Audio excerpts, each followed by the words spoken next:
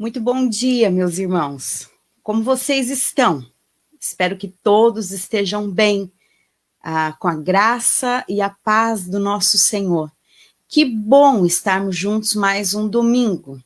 Claro que o nosso coração, o desejo era de termos o privilégio e a alegria de sairmos de nossas casas, não é? E de estarmos lá na igreja todos juntos. Mas esse é um tempo que o Senhor reservou para nós, para estarmos assim, cada um na sua casa. Temos pedido ao Senhor para que esse tempo seja abreviado e para que Ele nos dê a alegria de estarmos juntos mais uma vez. Muitos têm escrito nas redes sociais que querem aproveitar mais quando pudermos estar na igreja, de que quantas vezes esse privilégio foi negado, quantas vezes ficamos em casa e podíamos ter ido à casa do Senhor, quantas vezes trocamos esta alegria por um outro motivo, que esse realmente seja o desejo do nosso coração. Em breve estarmos juntos na casa do Senhor. Hoje é o terceiro domingo, quarto domingo do mês de maio, estamos nos aproximando aí do final do mês, não é? Mais um mês, o mês 5, e nós somos gratos ao Senhor por tudo que Ele tem feito por nós. Aqui em Santa Catarina está um domingo bem bonito, de sol, ainda, para mim, é o tempo que eu mais gosto, tem um sol bonito e aquele friozinho do outono, sabe?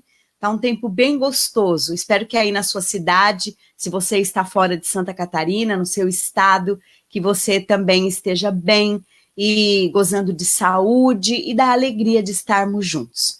Eu quero convidar você a fechar os seus olhos aí mesmo na sua casa, porque nós vamos falar com o Senhor. Vamos agradecer por mais um dia de vida que Ele nos deu e pelo privilégio de estarmos em sua presença. Feche os seus olhos e nós vamos orar. Amado Pai, nós te louvamos. O nosso coração transborda de gratidão, porque até aqui o Senhor tem cuidado de nós. Obrigado, Pai, porque nada tem nos faltado. O necessário nós temos. O teu povo goza desta alegria, deste privilégio, desta paz, que muitos não sabem de onde nós tiramos, porque esta paz que nós temos vem do Senhor. Obrigado porque o Senhor tem cuidado de nós, das nossas famílias.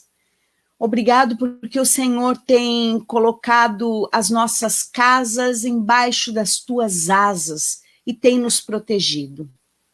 Te louvamos pelo sustento do nosso lar. Te louvamos porque o Senhor tem colocado alimento sobre as nossas mesas. Nós temos um teto para nos abrigar, nós temos cama para dormir, nós temos o Senhor, e isto nos basta. O Senhor é o nosso pastor, aquele que nos guia, aquele que nos mostra o caminho que devemos seguir, e nada nos faltará. Senhor, que os nossos corações creiam nisso a cada dia, que ainda que a gente passe por momentos difíceis, nada vai nos faltar. Te agradecemos porque o Senhor é a nossa fortaleza, o Senhor é o nosso abrigo seguro. Em Ti nós estamos pisando na rocha firme. Cuida de nós, Senhor, o Teu povo. Abençoa-nos de acordo com a Tua vontade, a Tua bondade, o Teu amor e a Tua misericórdia. Esteja conosco todos os dias. E, Senhor, de acordo com a Tua vontade e o Teu querer, devolva-nos a alegria de estarmos na Tua casa, na Tua presença, todos juntos, sem máscaras, sem ter que sentar separado do nosso irmão, sem poder abraçar, pegar na mão. Ah, Senhor, temos saudade disso. E pedimos para que o Senhor nos dê esta alegria novamente, de num domingo como esse, dia do Senhor, podemos sair de casa com os nossos filhos e ir à igreja e cumprimentar os nossos irmãos e abraçar e te louvar como o Senhor merece. Te agradecemos porque o Senhor nos dá o privilégio de estarmos assim, juntos, através da tua palavra. Abençoa-nos em nome de Jesus. Amém. Há um hino do nosso inário, o hino de número 137, o título é Abrigo no Temporal. Esse hino tem a ver com o salmo que nós vamos ler nesta manhã, o salmo de número 59. E eu queria pedir para você cantar junto comigo o hino Abrigo no Temporal. Vamos cantar juntos, irmãos? Mas cante de verdade aí na sua casa, não me deixe cantando sozinha. Vamos cantar juntos, então, o hino de número 137.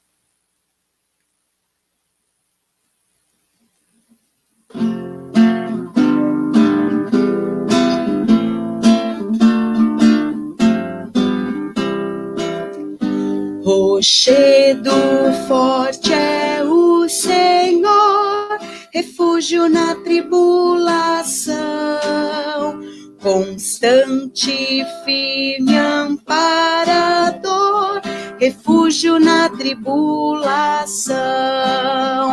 Ó, Cristo é nosso abrigo no temporal, na tentação, em todo mal, sim. Cristo é nosso abrigo no temporal, refúgio na tribulação.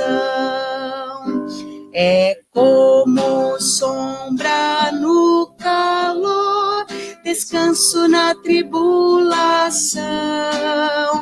Refaz as forças, dá vigor, descanso na tribulação. Ó, Cristo é nosso abrigo no temporal, na tentação, em todo mal. Sim, Cristo é nosso abrigo no temporal, refúgio na tribulação. Piloto bom no bravo mar, firmeza na tribulação. Ancoradouro singular, firmeza na tribulação. Ó, Cristo é nosso abrigo no temporal, na tentação, em todo mal, sim. Cristo é nosso abrigo no temporal, refúgio na tribulação. Leal amigo e benfeitor, auxílio na tribulação. Fiel e eterno Salvador, auxílio na tribulação. Ó, Cristo é nosso abrigo no temporal, na tentação, em todo mal. Sim, Cristo é nosso abrigo no temporal, refúgio na tribulação. O autor desse hino diz que Cristo é o nosso refúgio, é o nosso descanso, é a nossa firmeza e é o nosso auxílio. A última estrofe, a terceira estrofe é tão bonita, né? Piloto bom no bravo mar, ele é firmeza na tribulação. É assim que nós devemos crer, é assim que nós devemos confiar que o nosso mestre é, principalmente neste momento. Ele está no comando desse barco e ele é um bom piloto e por isso nós estamos firmes, nós não temos o que temer. A mesma coisa vai dizer o nosso querido irmão Davi no Salmo de número 59. Nós vamos ler este salmo que tem 17 versículos e que é um salmo belíssimo. Se você tem o costume de fazer anotações na sua Bíblia, este é um salmo daqueles que dá para a gente marcar um monte de versículos. Salmo de número 59. Eu gostaria que você se atentasse a esta leitura. Se você quiser, você pode ler comigo. Nós vamos ler, então, o Salmo 59, como temos feito alguns domingos, né? A leitura do livro dos Salmos. Vamos lá, então? Ao mestre de canto, segundo a melodia Não Destruas, hino de Davi, quando Saul mandou que lhe sitiassem a casa para o matar. Livra-me, Deus meu, dos inimigos, põe-me acima do alcance dos meus adversários. Livra-me dos que praticam a iniquidade e salva-me dos homens sanguinários, pois que armam ciladas a minha alma, contra mim se reúnem os fortes, sem transgressões minhas, ó Senhor, ou pecado meu. Sem culpa minhas, eles se apressam e investem. Desperta, vem ao meu encontro e vê. Tu, Senhor, Deus dos exércitos, és o Deus de Israel. Desperta, pois, e vem de encontro a todas as nações.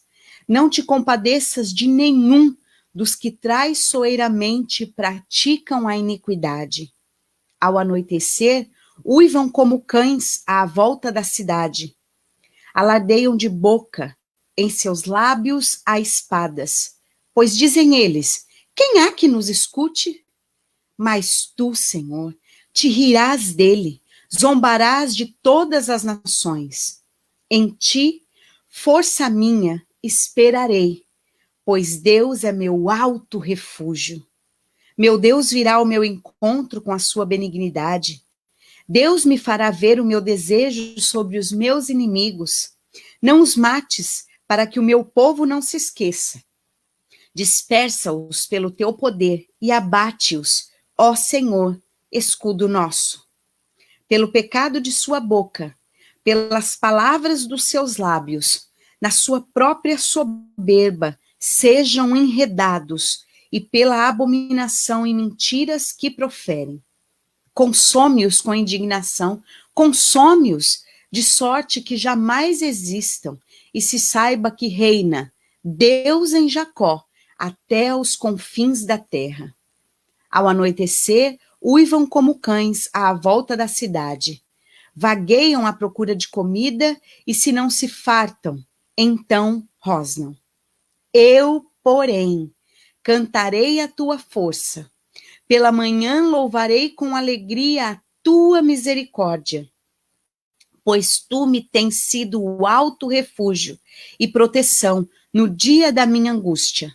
A ti, força minha, cantarei louvores, porque Deus é meu alto refúgio, é o Deus da minha misericórdia. Eu queria pedir para você ler esses 2 últimos versículos comigo mais uma vez. Podemos fazer isso juntos? Vamos ler juntos? Eu, porém, cantarei a tua força.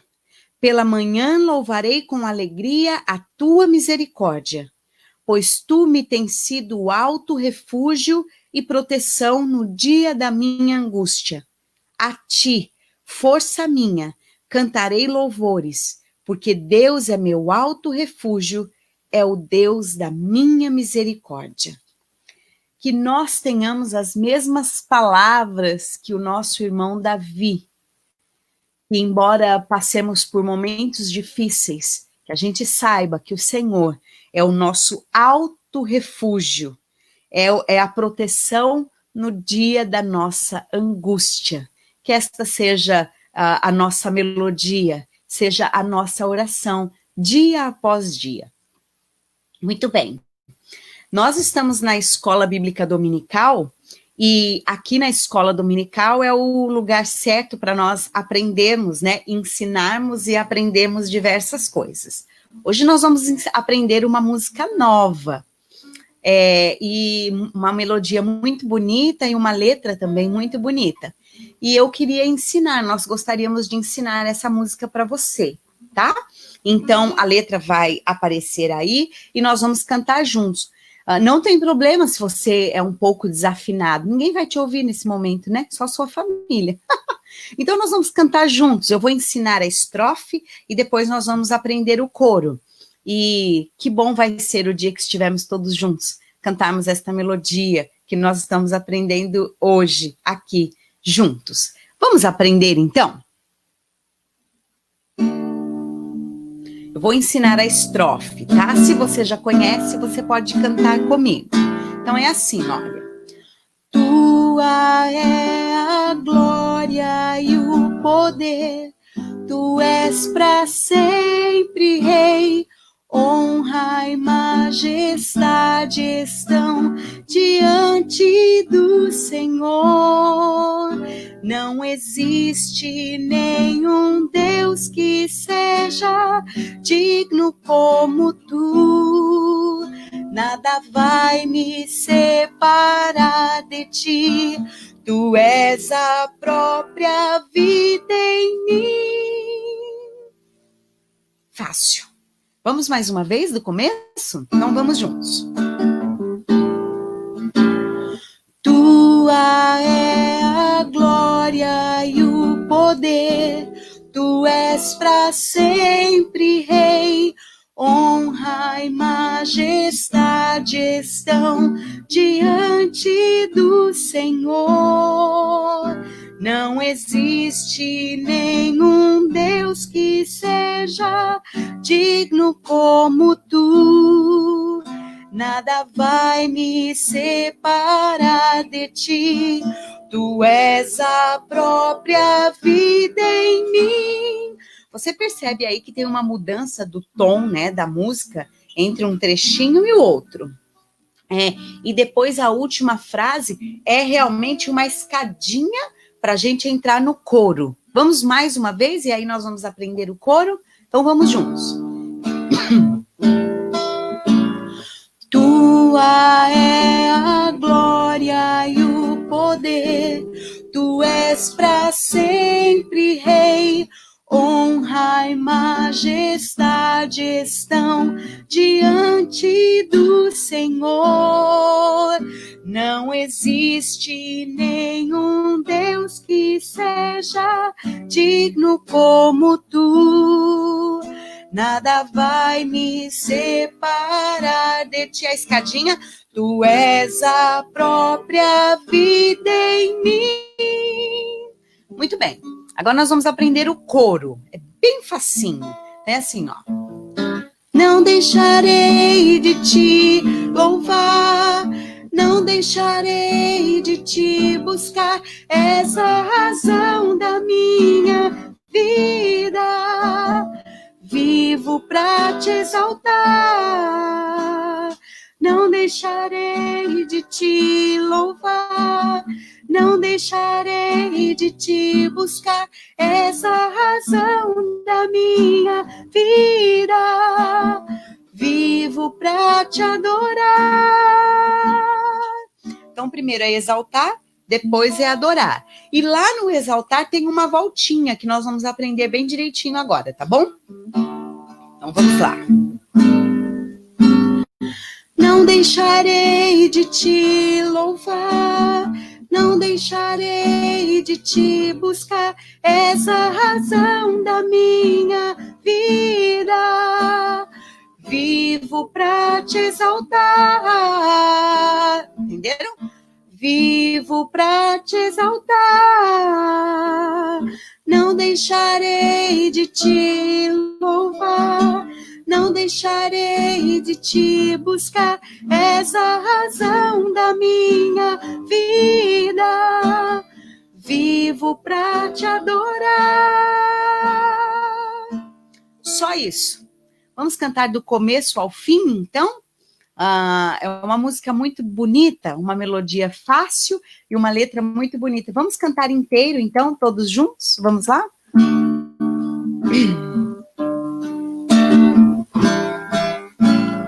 Tua é a glória e o poder, tu és para sempre rei, honra e majestade estão diante do Senhor. Não existe nenhum Deus que seja digno como tu. Nada vai me separar de ti. Tu és a própria vida em mim. Não deixarei de te louvar, não deixarei deixarei de te buscar, és a razão da minha vida. Vivo pra te exaltar, não deixarei de te louvar, não deixarei de te buscar, és a razão da minha vida. Vivo pra te adorar, tua é a glória e o poder e o vocal. Tu és pra sempre rei, honra e majestade estão diante do Senhor. Não existe nenhum Deus que seja digno como tu. Nada vai me separar de ti. Tu és a própria vida em mim. Não deixarei de te louvar, não deixarei de te buscar, és a razão da minha vida. Vivo pra te exaltar, não deixarei de te louvar, não deixarei de te buscar, és a razão da minha vida. Vivo pra te adorar.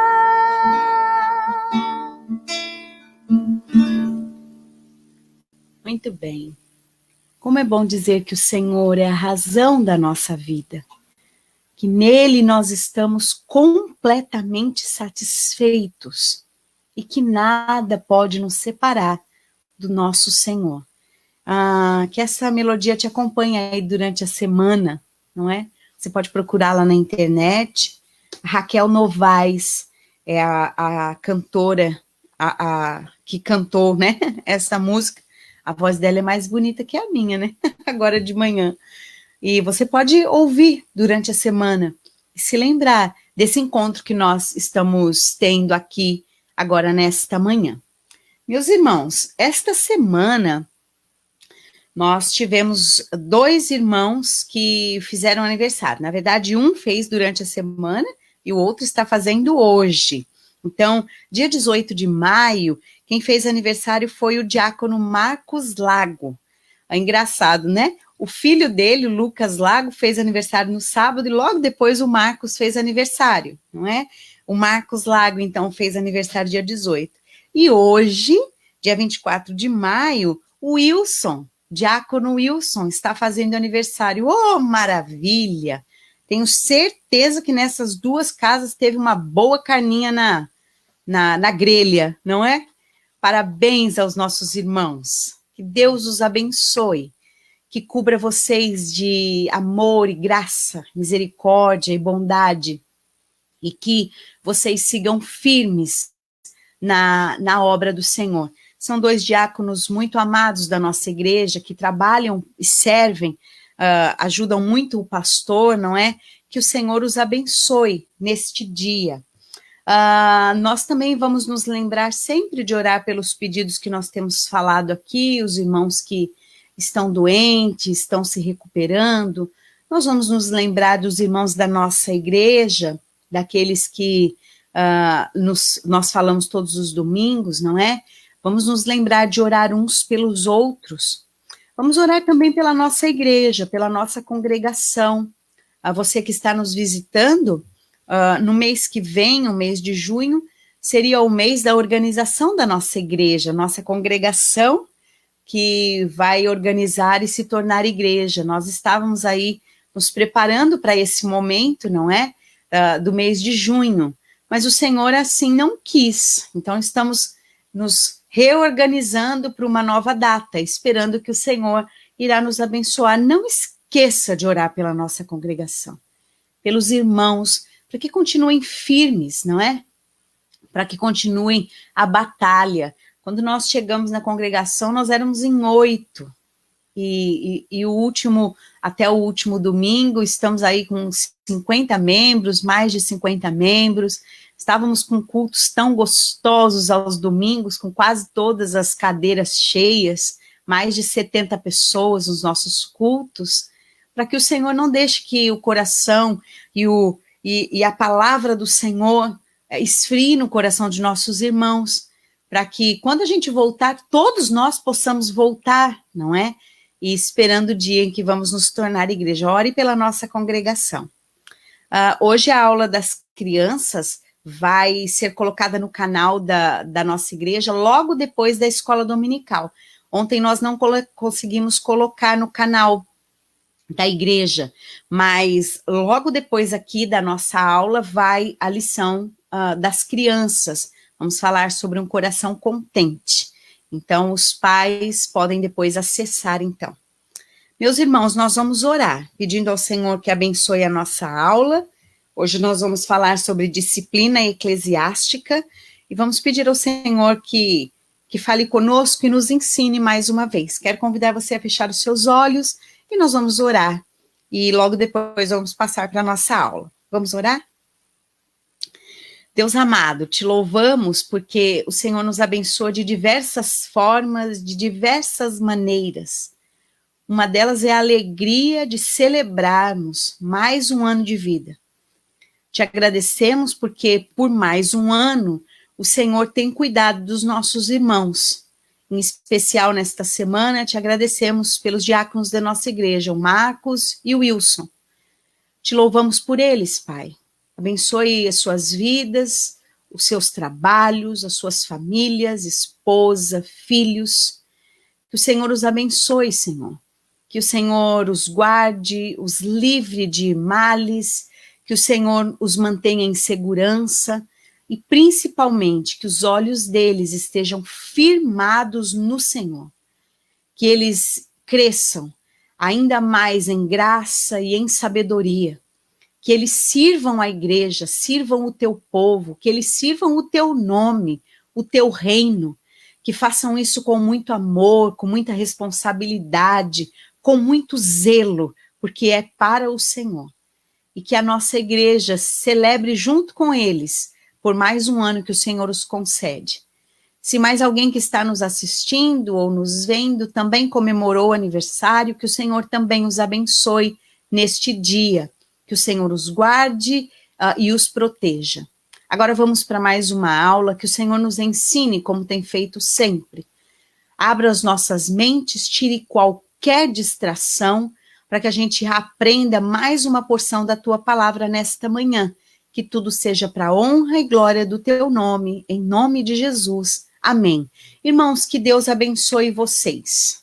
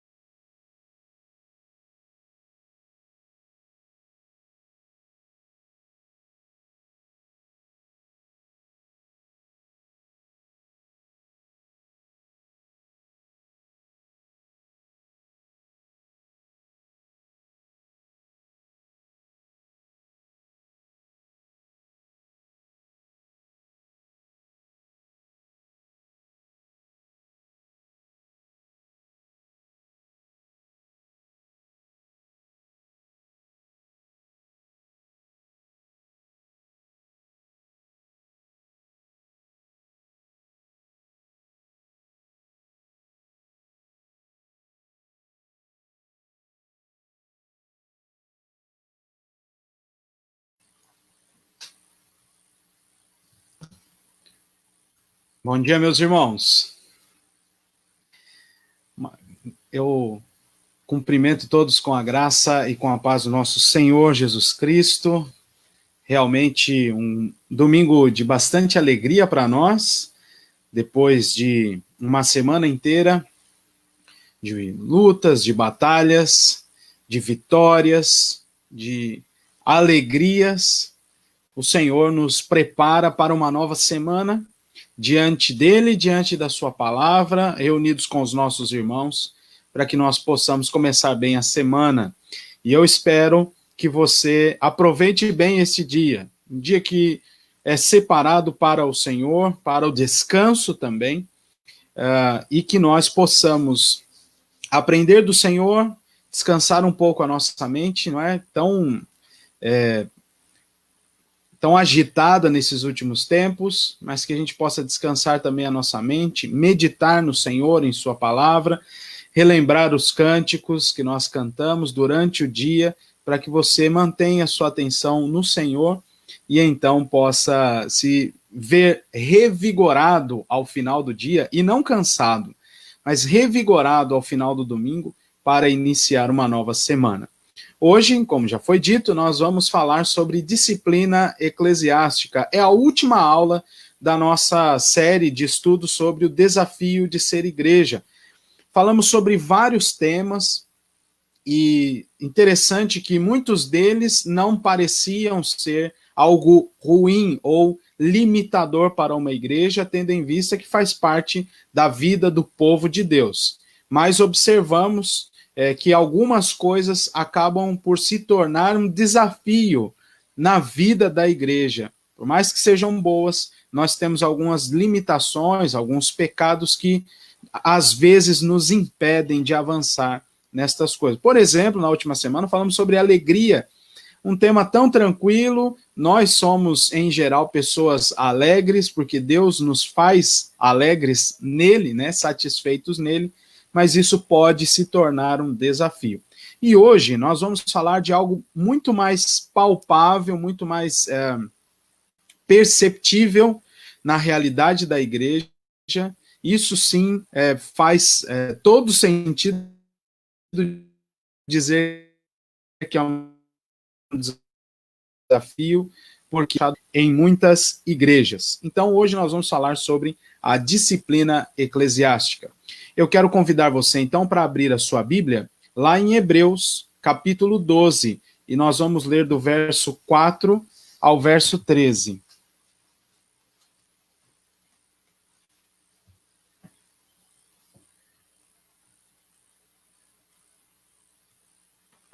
Hebreus 12, do 4 ao 13.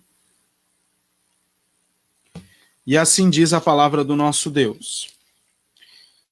Ora, na vossa luta contra o pecado, ainda não tendes resistido até ao sangue. E estáis esquecidos da exortação que, como a filhos, discorre convosco.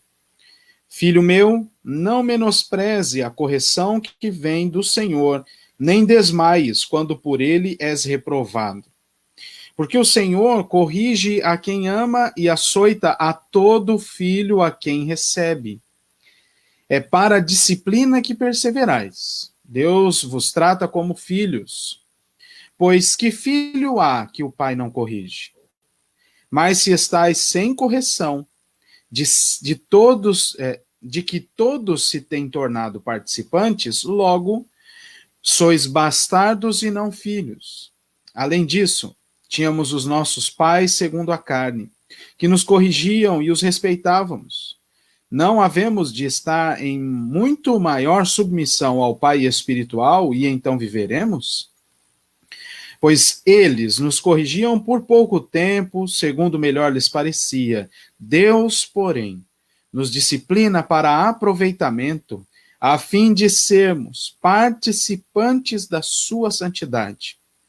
Toda disciplina com efeito, no momento, não parece ser motivo de alegria, mas de tristeza.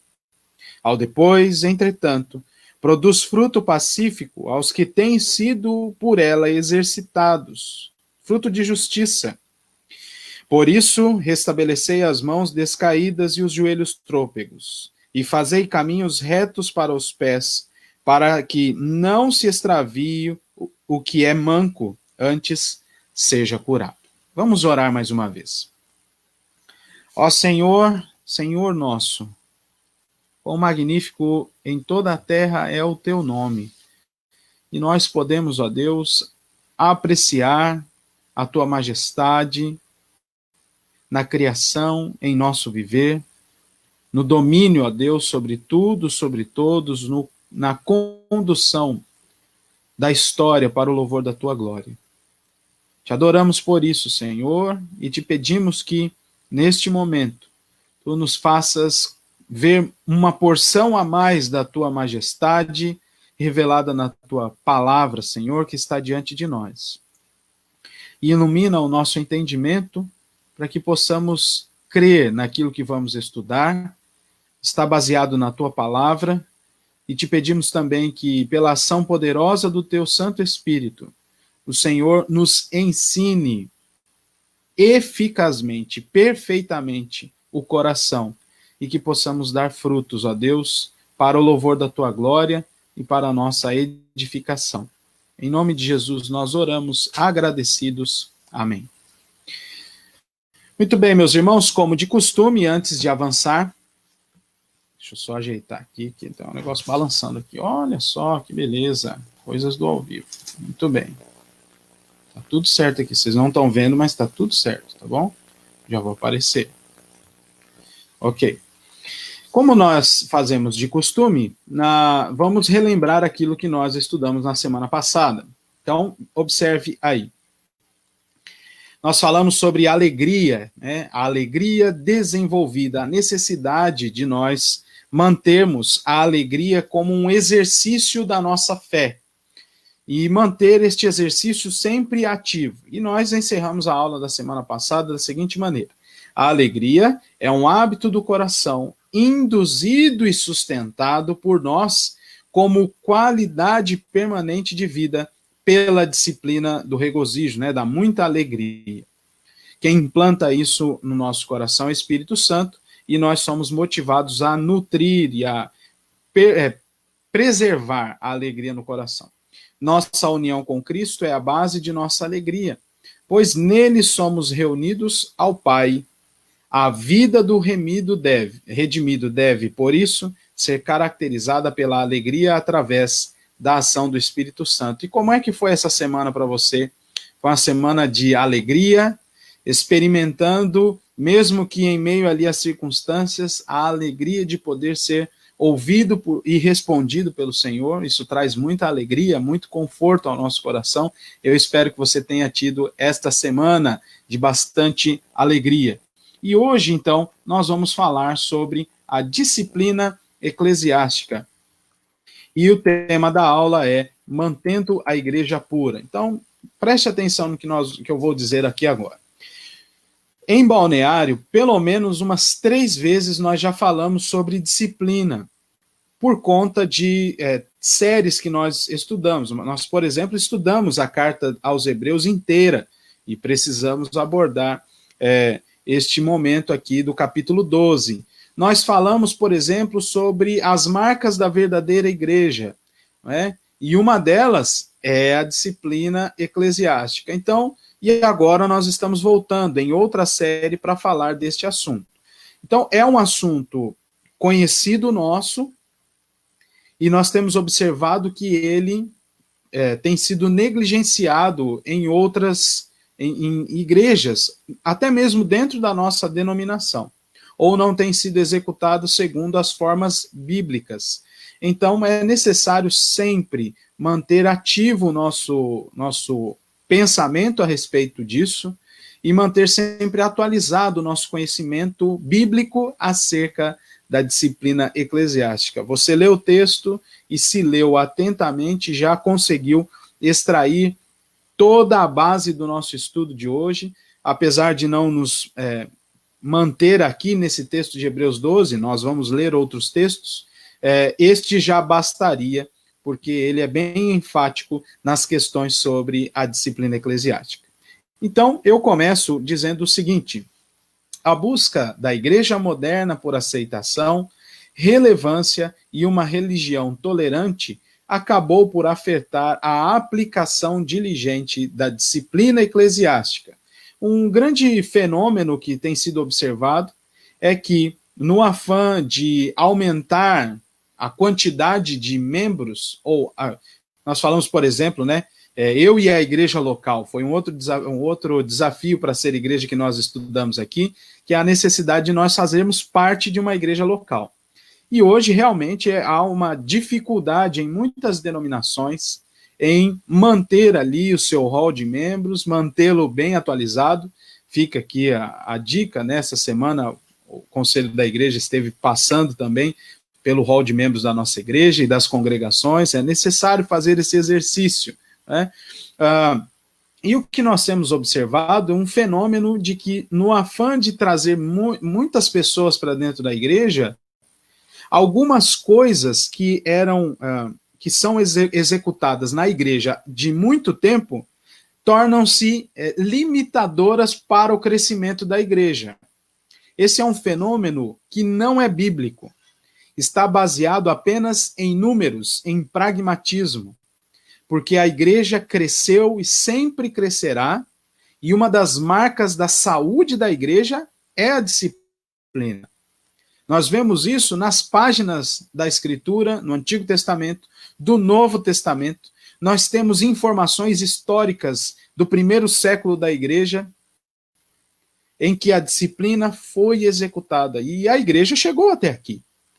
Então, essa tese, né, este postular de pessoas já de pelo menos uns 25 anos para cá, tem visto, né, essa necessidade de tirar este limite da disciplina, porque nós não podemos impedir ninguém de ficar ali, e nós não podemos tirar ninguém da quantidade que temos aqui. Isso é um grande problema, isso pode vir a ser um desafio para a nossa igreja, e nós, baseados nas Escrituras, precisaremos nos manter firmes. Eu estou dizendo precisaremos, porque essa não é uma tarefa apenas do conselho da igreja ou do pastor.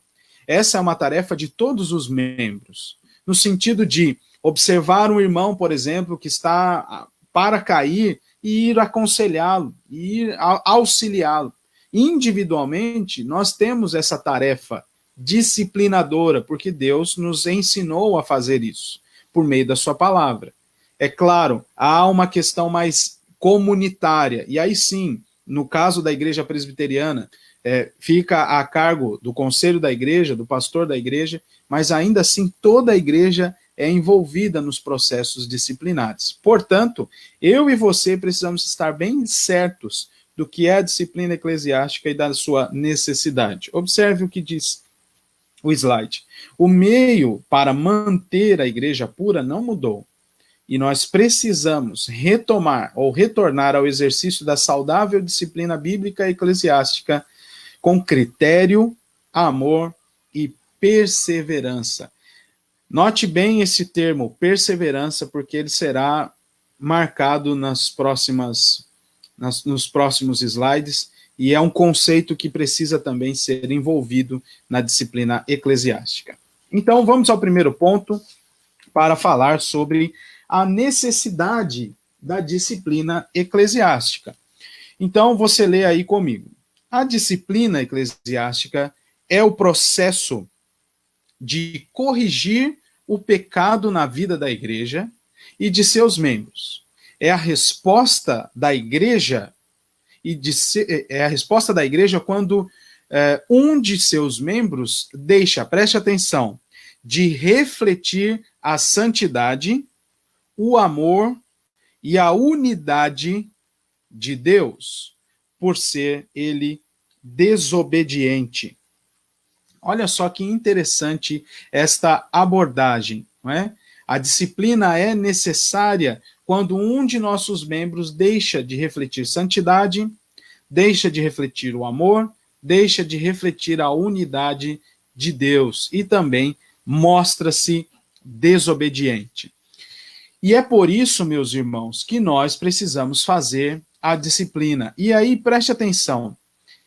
Todos nós temos problemas com esses três elementos em específico. Temos com outros, mas nesses três que foram citados, nós temos problemas. Todos nós. Temos problemas em nossa santidade. Temos problema em nosso amor em relação a Deus, em relação ao nosso próximo. Temos problema com a unidade com Deus e com a igreja. Nós temos essas dificuldades. Nós também, por muitas vezes, somos desobedientes. E então, nós precisamos entender o seguinte: não quer dizer com isso que todas as vezes que nós pecarmos, nós seremos afastados da comunhão. É claro que cada caso precisará ser observado, não é? E se as questões forem comunitárias, elas precisarão também ser tratadas comunitariamente, publicamente. Não quer dizer com isso que nós não devemos exercer a disciplina na vida de alguém ou na nossa própria disciplina. Porque o padrão, o modelo, é a disciplina que Deus exerce em nossa vida. Lembre-se, quando nós pecamos, o Senhor nos corrige. E nós lemos isso em Hebreus 12. Então, isso também acontece individualmente e no âmbito comunitário. As esferas vão crescendo e também a exposição aumenta, mas a necessidade da disciplina é uma realidade bíblica, é uma realidade na vida da igreja. Vamos ler esses textos? O primeiro deles é Mateus 5, do verso 14 ao verso 16.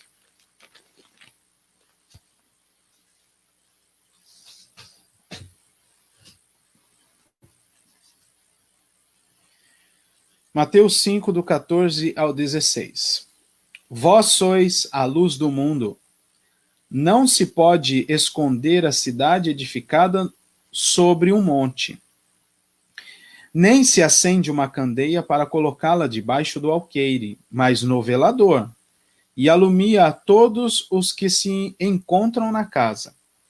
Assim, brilhe também a vossa luz diante dos homens, para que vejam as vossas boas obras e glorifiquem a vosso Pai que está nos céus. Nós somos luz do mundo e nós precisamos manter o brilho do evangelho diante das pessoas, diante dos nossos irmãos.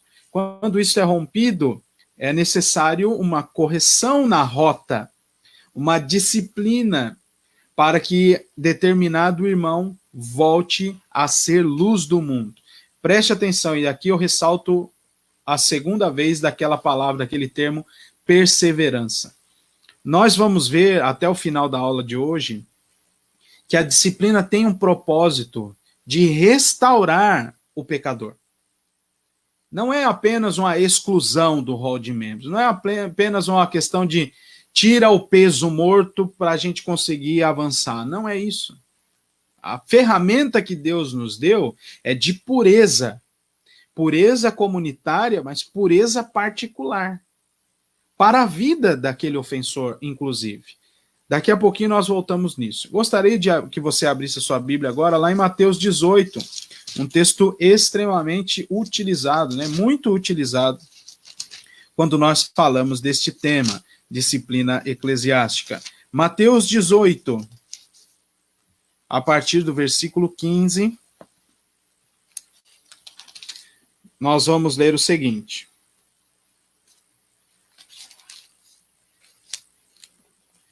Se o teu irmão pecar contra ti, vai arguí-lo entre ti e ele só. Se ele te ouvir, ganhaste a teu irmão.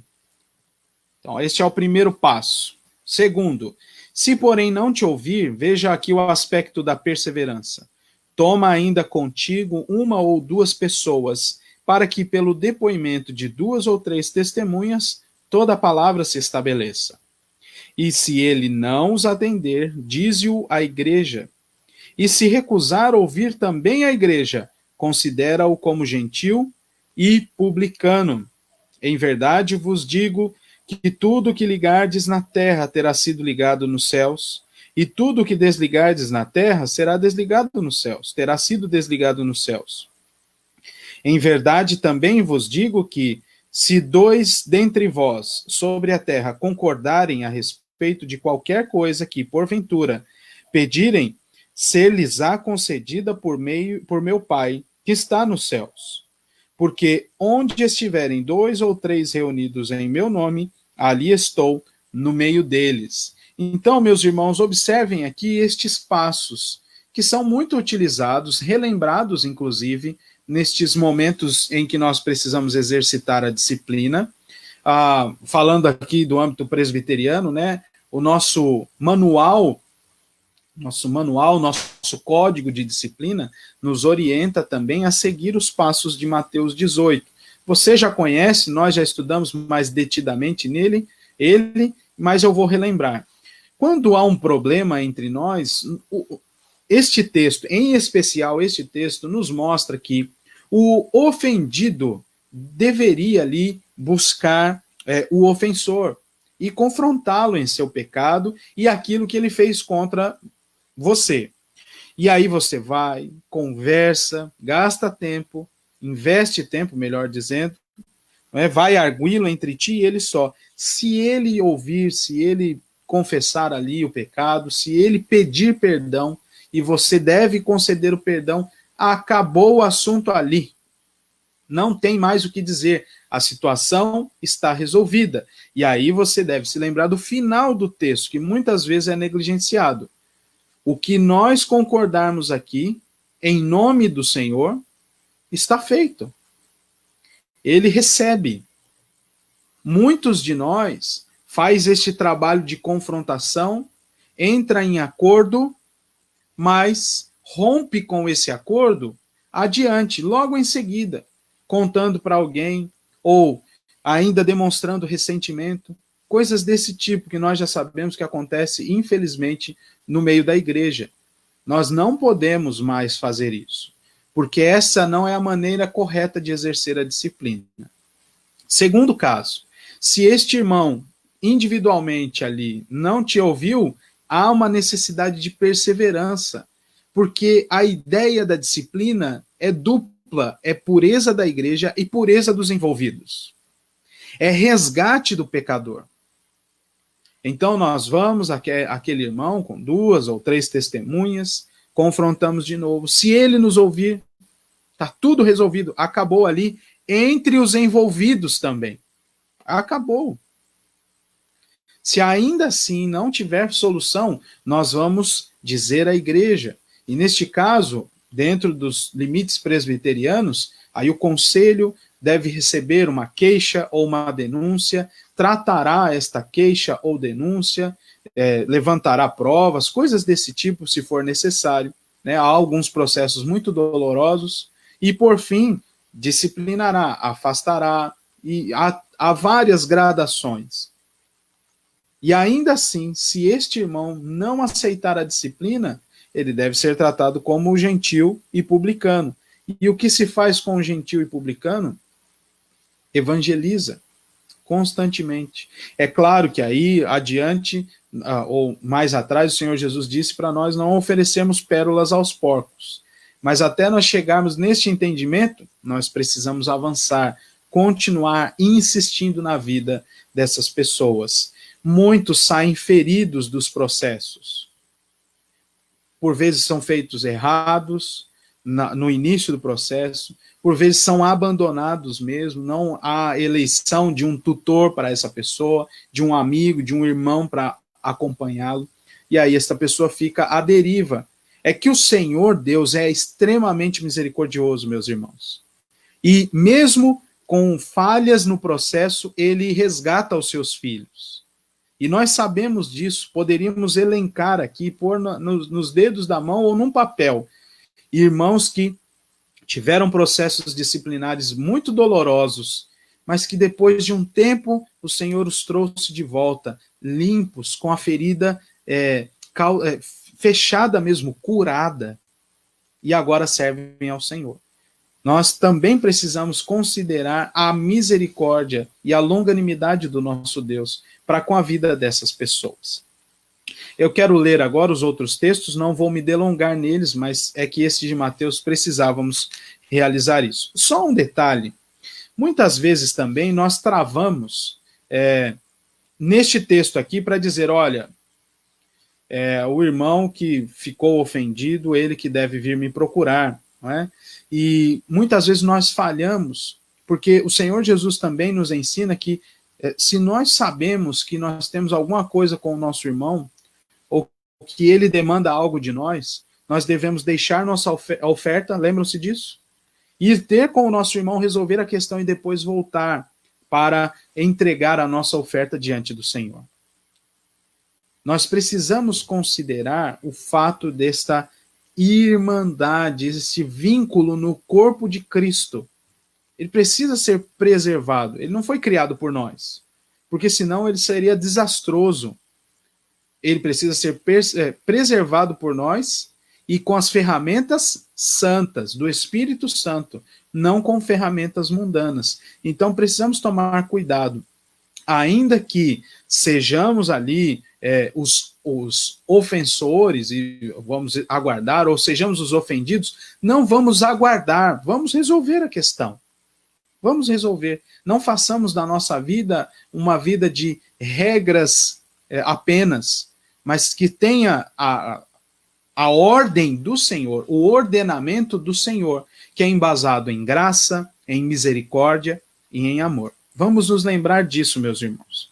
Avançando então, 1 Coríntios 5, do verso 1 ao verso 5.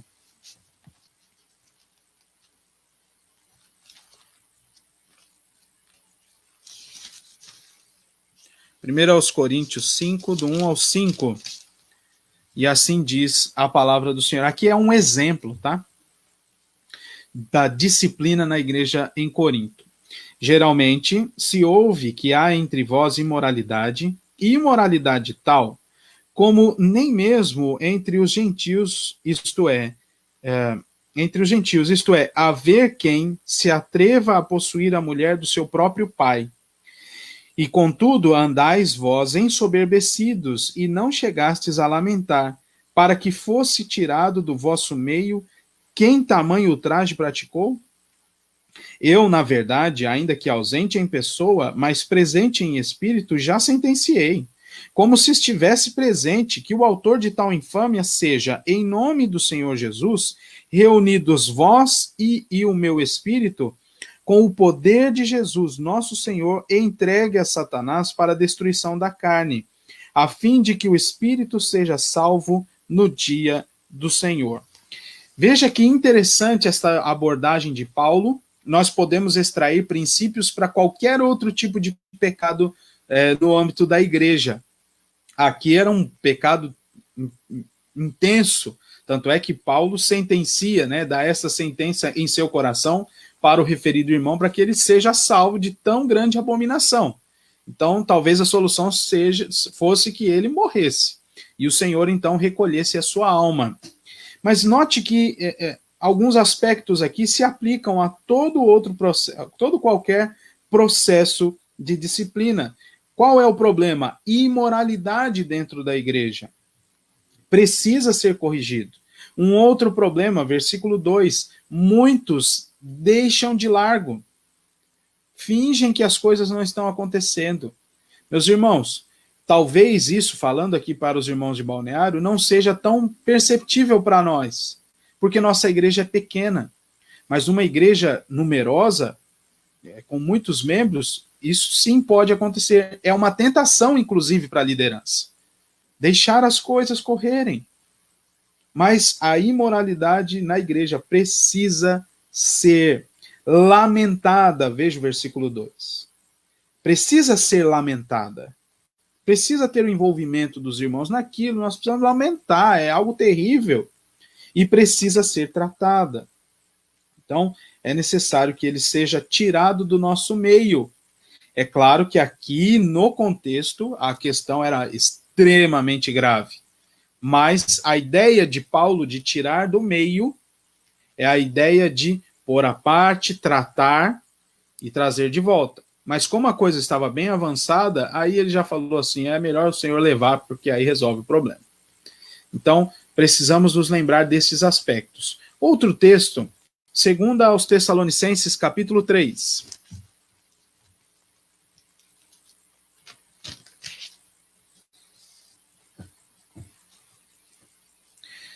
2 aos Tessalonicenses, capítulo 3, versos 14 e 15, dizem assim: caso alguém não preste obediência à nossa palavra, dada por epístola, notai-o. Veja o destaque que deve ser feito. Nem vos associeis com ele, para que fique envergonhado. Todavia, não o considereis por inimigo, mas adverti-o como irmão. E aqui, mais uma vez, ressaltando o amor que deve ter neste processo, neste ato disciplinar. O amor pelo irmão. E a necessidade que ele precisa ser resgatado por meio da disciplina. Resgatado para o Senhor, resgatado para ser novamente incluído na igreja. questões um para um, né, particulares, as questões são resolvidas e nós não alastramos isso. Agora, as faltas que são públicas precisam ser tratadas publicamente. E nós não vamos envergonhar o irmão, por assim dizer. Nós vamos notá-lo, para que ele sinta vergonha, mas nós não vamos expô-lo ao vexame. Eu me lembro, assim, de alguns anúncios de disciplina, quando eu era menor na igreja. São coisas catastróficas, né?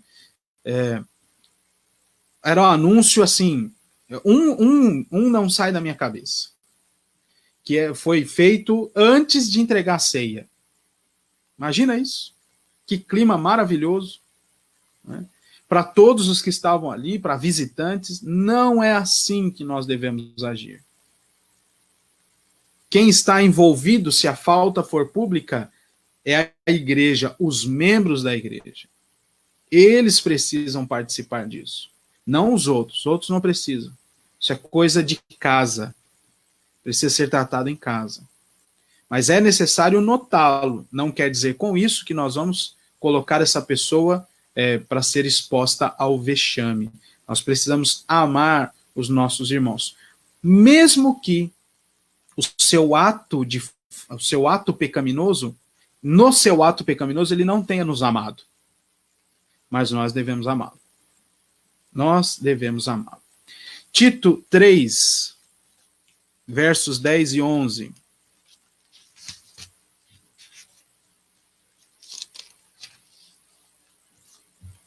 Dizem assim: evita o homem faccioso, depois de admoestá-lo primeira e segunda vez, pois sabes que tal pessoa está pervertida e vive pecando, e por si mesmo está condenada. Mas veja ainda a insistência. 1, 2 vezes. E aí, se essa pessoa de fato for incorrigível, e nós estudamos isso na quinta-feira, né, uma das decorrências do primeiro mandamento, né, não ter outros deuses diante de si, é ser incorrigível. Né? Então, tal pessoa precisa ser evitada, mas antes desse processo, há outros que precisam ser executados. 1 de Pedro 2, verso 12.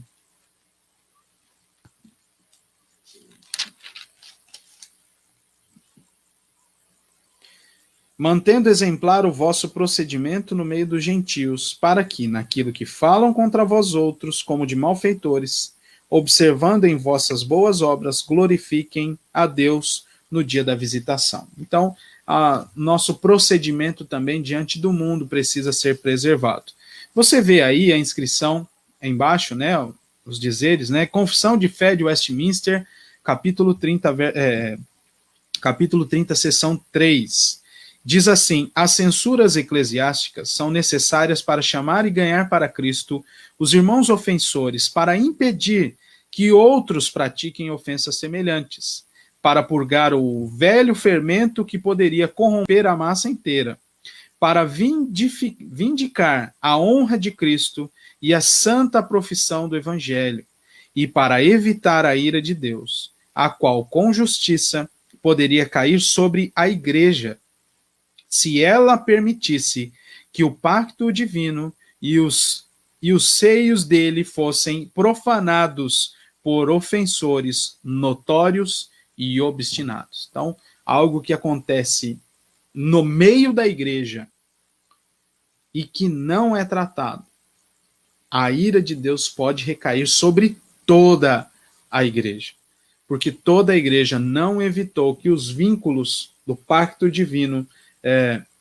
não fossem assim envergonhados diante também das outras pessoas. Veja como isso é importante, é grave, e nós precisamos refletir nessas coisas. Então, fica aí também a dica para você durante a semana, voltar à Confissão de Fé, no capítulo 30, e dar uma olhadinha lá, no capítulo sobre as censuras eclesiásticas. Avancemos aqui, rapidamente, para falar sobre as objeções que há em exercitar a disciplina na igreja, né? E há algumas, eu separei 3 aqui. A desconsideração da disciplina em muitas igrejas abriu espaço para objeções a essa prática bíblica. Primeira delas, não vamos poder fazer isso porque a gente não pode julgar, né, pastor? E aí nós sabemos o que a Bíblia nos diz sobre o juízo. Nós podemos fazer julgamentos, não podemos fazer julgamentos precipitados, mas nós temos base bíblica para apontar a falha do irmão e nós temos motivação bíblica para corrigi-lo. Então esta objeção não é bíblica. Não é bíblica. A palavra de Deus nos ensina a, com amor, tratar dos nossos irmãos. E de nós mesmos, não é? Nós precisamos nos manter vigilantes para não entrar em tentação. Nós precisamos individualmente nos manter firmes no Senhor e perseverantes em oração e na leitura da palavra para não pecar contra o Senhor, sabendo que Ele, como diz aí Hebreus 12, que está citado de novo nesse slide, Ele, como um pai, corrige o filho que ama. Quanto mais com os nossos irmãos e também com toda a igreja. Segunda objeção. Pastor, nós devemos amar uns aos outros e fazer essa disciplina não vai demonstrar amor. Pelo contrário, eu acabei de dizer exatamente que em alguns casos houve um erro e não foi demonstrado amor pelo irmão, pela irmã. Foi apenas uma questão pragmática. Foi apenas uma questão de orgulho da igreja, da liderança, de não querer ter seu nome vinculado a determinada situação. Aí sim não é amor. Mas quando nós amamos nossos irmãos faltosos, nós os queremos livre das garras de Satanás. Nós os queremos de novo integrados, firmes, nutrindo a sua fé. Demonstramos esse amor, mas ele precisa saber da realidade do seu pecado. E que isso afronta a glória de Deus, que isso mancha o evangelho, e que isso tem trazido vergonha, inclusive, para aquela igreja, e é por isso que precisa ser tratado. Isso é amor. Então, esta objeção não é bíblica. A terceira objeção caminha junto com essa do amor, que também não é bíblica. E a vergonha, de fato, se você der uma lida no finzinho de Romanos 6, Paulo vai exortar aqueles leitores da carta, dizendo que quando eles não eram salvos pelo Senhor Jesus Cristo, eles entregavam os seus corpos e os seus membros para a injustiça. E aí ele faz uma pergunta interessante. Naquele tempo, que coisas vocês escolheram? Senão apenas coisas que vocês se envergonham, ou que se envergonharam. O pecado traz vergonha. Mas esta vergonha é curada pela graça do Senhor. O processo precisa caminhar até o fim. Num primeiro momento, há vergonha. Num primeiro momento, a pessoa vai negar, terá aí a predisposição de negar o fato. Precisaremos trabalhar mais, perseverar ali até que tudo se esclareça e também seja resolvido. Nós precisamos nos envolver. Se ainda que houver vergonha, se o processo for bíblico, a vergonha passará. Nós não podemos cair nessas falácias mundanas, porque a palavra de Deus nos diz que nós devemos tratar com o irmão faltoso, particularmente ou publicamente. Contra essas objeções, nós temos textos bíblicos, né? A palavra de Deus nos ensina que a disciplina é uma manifestação de amor que promove o bem do culpado. E aí, Hebreus 12, num dos seus trechos, vai dizer, é para a disciplina que vocês perseveram. E os outros textos, todos vão dizer coisas acerca disso. Eu queria ler Provérbios 3:12 com os irmãos. Provérbios 3, verso 12.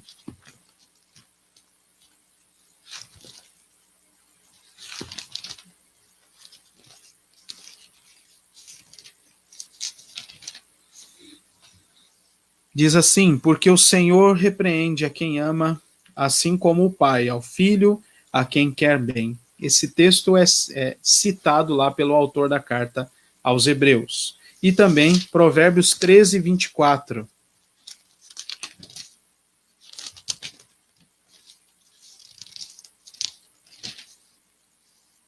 O que retém a vara aborrece a seu filho, mas o que o ama, cedo o disciplina. Então, esses conceitos de correção, de disciplina, isso já vem do Senhor para toda a sua criação e deve ser aplicada na criação para refletir a santidade do seu Criador. Assim como os nossos filhos pequenos, este princípio também pode e deve ser aplicado na igreja, comunitariamente, no nosso relacionamento individual com os nossos irmãos e também comunitariamente. Quem vai exercer a disciplina. Muito bem, passando por essas objeções, nós vamos caminhando para o fim, lembrando aqui quando a igreja deve praticar a disciplina. Então leia aí comigo.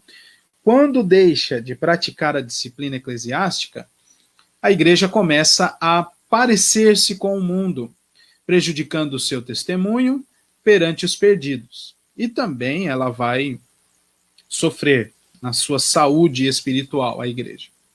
A restauração à comunhão da igreja ocorrerá quando houver sinais de verdadeiro arrependimento. Nós já falamos do processo, né? Lemos os textos no primeiro ponto.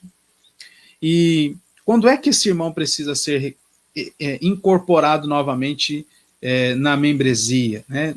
Plenos de direitos mais uma vez? Quando houver frutos de arrependimento. E aqui, mais uma vez, eu reafirmo, se o processo de disciplina é feito erroneamente, e, por exemplo, o irmão é apenas deixado de lado, né, depois de saber lá que ele foi disciplinado por tempo indeterminado, como é que nós vamos saber que este irmão está demonstrando frutos de arrependimento? Quando ele escrever uma carta para o conselho pedindo para ser reintegrado? Se ele não é acompanhado, se ele não é auxiliado, como é que nós vamos saber isso? Como é que ele terá certeza? Como é que ele se verá livre das tentações de burlar alguma coisa? Porque essa é uma tentação também do faltoso. De amenizar as coisas, de projetar uma realidade inexistente. Ele precisa ser acompanhado para que o fruto de justiça seja percebido, o fruto de arrependimento. E então, com alegria, e que grande alegria, é poder receber um irmão que se arrependeu. Vamos ler Lucas capítulo 15, versículo 24. Lucas 15, versículo 24.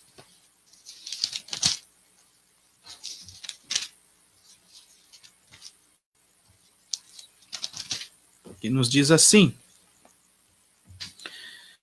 é o finzinho ali da parábola do filho pródigo, e o pai se alegra dizendo, porque este meu filho, comamos e regozijemo-nos, porque este meu filho estava morto e reviveu, estava perdido e foi achado, e começaram a regozijar-se, e foi uma grande festa naquele dia, porque ele voltou. Ele voltou. Estava ali, endurecido, se entregou às suas paixões, mas pela ação do Senhor Deus, seu coração foi transformado, ele se arrependeu e retornou. E foi recebido. E foi recebido. O fim da disciplina é a restauração do faltoso. Não podemos nos esquecer disso, meus irmãos. Não podemos. Fica aí também uma dica para você ouvir, procurar e ouvir a música Fim de Tarde, do Estênio Marcius, né? Vale a pena ouvir também, é uma música muito bela que mostra na canção a parábola do filho pródigo. João, capítulo 20, verso 23. João 20, 23.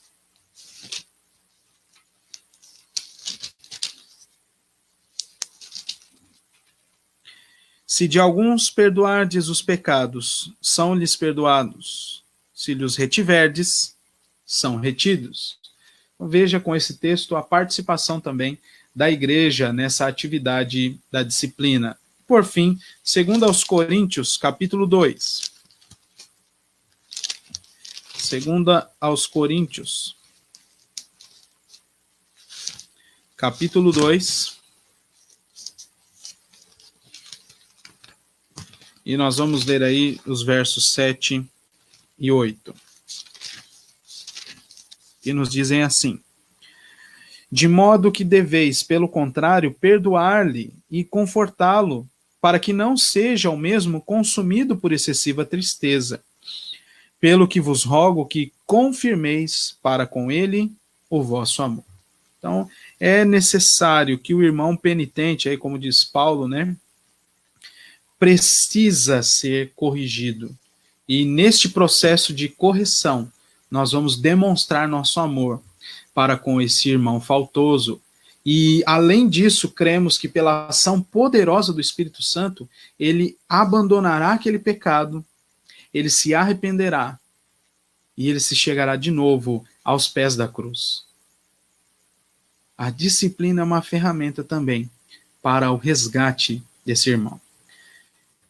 Chegamos ao fim, meus irmãos, concluindo da seguinte maneira: a disciplina é um instrumento designado por Deus para a preservação, promoção da pureza da igreja e de restauração do faltoso arrependido, preservando a sua honra. Nós precisamos preservar também a honra deste irmão. É claro, né, a ideia aqui é não expor ao vexame. Não nos ressintamos em sofrer ou exercer disciplina, né?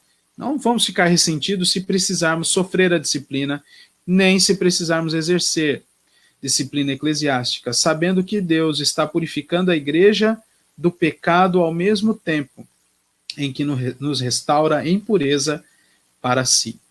Vamos nos lembrar disso. O Senhor está purificando uma igreja, preparando uma igreja para apresentá-la no dia final, pura, sem mancha, sem mácula. Nós precisamos nos lembrar disso. E a ferramenta para isso é a disciplina. Então precisamos compreender bem, entender qual é de fato o pecado ali cometido. Lembram-se? Aí precisamos nos lembrar daquilo que falamos, por exemplo, sobre aconselhar-nos, né? Aconselhar-nos uns aos outros. É preciso entender o problema real, não apenas a circunstância ou o fruto visível. Precisamos entender ali a motivação do coração para conseguir, então, ser assertivo, né? Uma palavra tão moderna, ir ao ponto e auxiliar aquele irmão a sair das garras da sua cobiça, ou das garras do mundo, ou das garras de Satanás, que são os nossos inimigos, os inimigos que militam contra o nosso espírito. O mundo, a carne e o diabo. Meus irmãos, não é um assunto tão saboroso assim, apesar de falar muito sobre amor, sobre misericórdia. Não é também saboroso disciplinar alguém, algo que é sofrido para nós, para aquela pessoa, para sua família, mas é necessário. É necessário. A própria Escritura disse no texto que nós lemos para começar: toda disciplina no início não parece ser boa, mas o final é maravilhoso, é restaurador. Então, vamos nos manter firmes na Escritura, firmes na palavra de Deus. E se um dia for necessário que recorramos à Escritura e não aos métodos mundanos para auxiliar um irmão em pecado para ser resgatado. Enquanto isso, fiquemos vigilantes em nossa fé e que com os nossos pecados também exerçamos os princípios de disciplina, seja com a nossa família, sejam pecados encobertos. Façamos isso, meus irmãos. Vamos nos motivar a aplicar a Escritura em nosso viver. porque o Senhor também requer santidade de nós. É um processo doloroso, mas que trará muitos benefícios, trará cura. Se é um pecado recorrente, nós seremos curados, creiam nisso, porque esta é a vontade de Deus para nós. Então, que Deus nos abençoe, que estejamos sempre firmados na certeza de que Ele ama o seu povo e, por amá-lo, vai discipliná-lo, para que nós sejamos aperfeiçoados à imagem do seu santo Filho, Jesus Cristo. Vamos orar.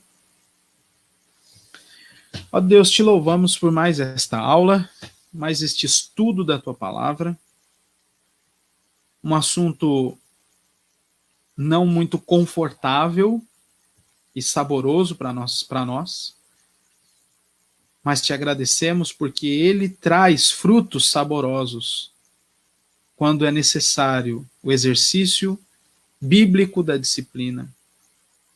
E como é bom ver os frutos de arrependimento, os frutos de justiça, Senhor. Como é bom saber que a tua igreja vive bem porque o Senhor a disciplina. Ajuda-nos, mantendo-nos alerta, Senhor, com os nossos irmãos, cuidando deles, cuidando de nós mesmos, para que estejamos sensíveis a nos autoconfrontar, a confrontar nossos irmãos, para que consigamos, com o auxílio do teu Santo Espírito, manter-nos em retidão diante do Senhor. E que a tua igreja seja de fato sal da terra e luz do mundo, ainda que para isso o Senhor precise disciplinar. Em nome de Jesus nós oramos agradecidos. Amém. Muito bem, meus irmãos, chegamos ao final da nossa escola dominical hoje, agradecendo a sua presença. Temos aqui alguns que mandaram comentários aqui, outros que não mandaram comentários, que pelo menos aparecem aqui para mim. Sejam muito bem-vindos mais uma vez. Nós queremos agradecer a sua presença aqui, viu? Irmão, minha irmã querida, que Deus os abençoe muitíssimo. Continue, a abençoar-nos como Ele já tem feito. Então, tenha um bom domingo. Lembrando que o culto será às 18 horas, presencial. Temos lá 30 cadeiras, com todas as restrições necessárias. E também será transmitido pela nossa página do Facebook, tá bom? Então, às 18 horas é o nosso próximo encontro hoje. Não 7h30, 6 horas, tá bom? Prepare-se um pouquinho mais cedo aí, e para que estejamos juntos no culto ao Senhor, continuando a nossa série de mensagens em João. Hoje, com a permissão do Senhor, entraremos no capítulo 5. Continue a orar pelos nossos irmãos enfermos, continue também a orar pela nossa igreja. Ligue aí para o nosso aniversariante do dia. Se você se esqueceu do aniversário do Marcos, dá uma ligadinha hoje também, fala aí com ele. Não vai dar para comer a carne, porque a carne já acabou. Brincadeira, mas pelo menos faça menção aí do seu aniversário, tá bom? Cumprimentando aqui os nossos irmãos queridos, que Deus os abençoe, tenham um bom domingo e que Deus nos guarde pelo seu amor e pelo seu poder. Até mais, meus irmãos.